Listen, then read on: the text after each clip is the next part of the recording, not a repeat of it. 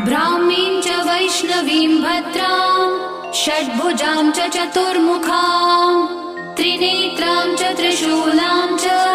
पद्मचक्रगदाधरां पीताम्बरधरां देवीं नानालङ्कारभूषितां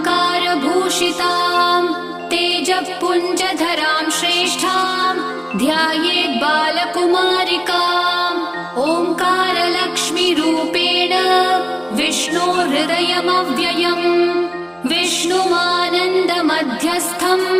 ह्रीङ्कारबीजरूपिणी ॐ क्लीं अमृतानन्दभद्रे सद्य आनन्ददायिनी ॐ श्रीं दैत्यभक्षरदां शक्तिमालिनि शत्रुमर्दिनी